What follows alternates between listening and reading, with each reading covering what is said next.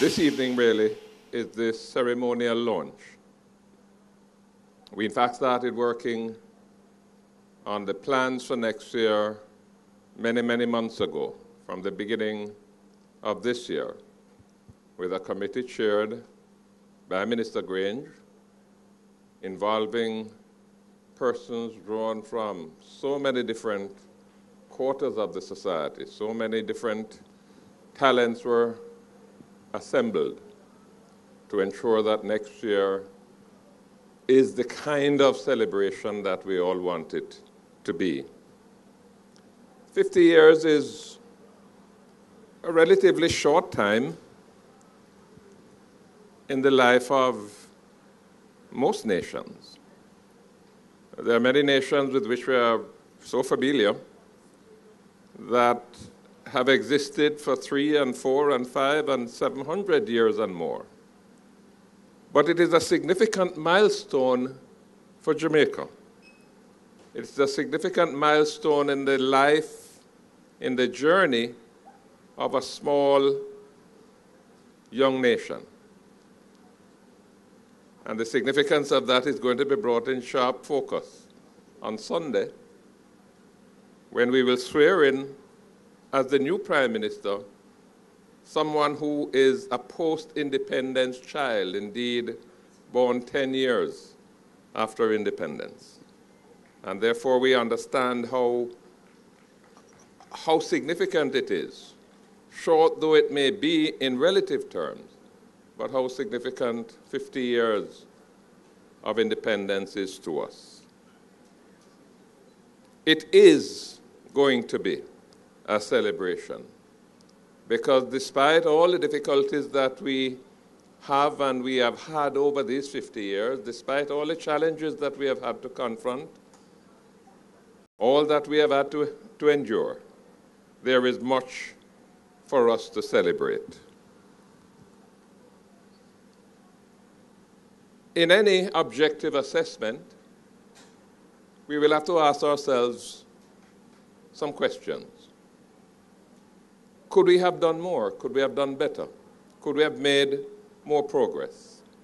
And the answer is yes, we could have. Along the journey of these last 49 years, there have been missteps, there have been mistakes. There are opportunities which represented tides that were not taken at the flood, and therefore opportunities were lost. But that is the teacher that experience is, to make us wiser in facing the years that lie ahead. It is going to involve, as Minister Grange pointed out, a whole series of events and activities. It is going to involve, I'm sure, much reflection. There are analyses that will be done by scholars and historians and older citizens. They will all weigh in, and hopefully we will benefit from their insight.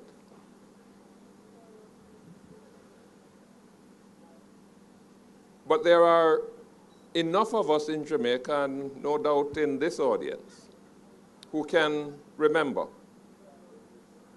what Jamaica was like at the time when we became independent. The things that existed then that would never be countenanced now. The fact that in 1962, when we became independent, it was almost impossible to find anybody working in any bank in Jamaica that looked like the majority of the Jamaican people. When we became independent, a high school education was still something that was reserved for a privileged few. And a university education was something that was reserved for an even more privileged few. In 1962, when we became independent, the economy rested on sugar and bananas and bauxite and virtually nothing else.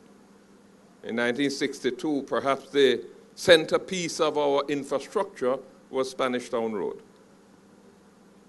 We have done well over these years, despite all of the challenges that we face.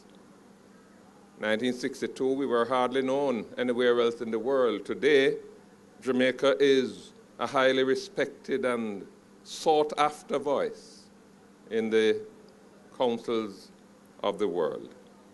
There are some exciting things that are planned, with a focus, of course, on our heritage, on our culture, on the things that make us the unique people that we are. But it is also going to be a time for serious thought, serious consideration, for reflection, for renewal, for recommitment to the unfulfilled dream of independence, a renewal of the hope that was created in 1962, when those of us who experienced that moment on the night of August 5th, those of us who were at the National Stadium to witness the lowering of the Union Jack and the raising of the Jamaican flag and the goose pimples that went all over our bodies. That's the hope that existed then. And it will be an occasion for us to renew that hope, to redeem the hope that may have been lost, to reinforce the values that make nations strong and great, to inspire the people to invest in our future as a country, and to keep that dream alive through hard work, strength of purpose, dedication, and steady progress.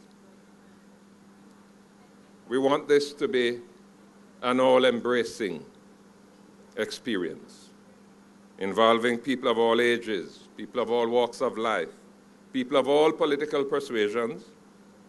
For what we are celebrating is a Jamaica that belongs to and depends on every one of us. But celebrations cost money, which is a resource that the government does not have in abundance.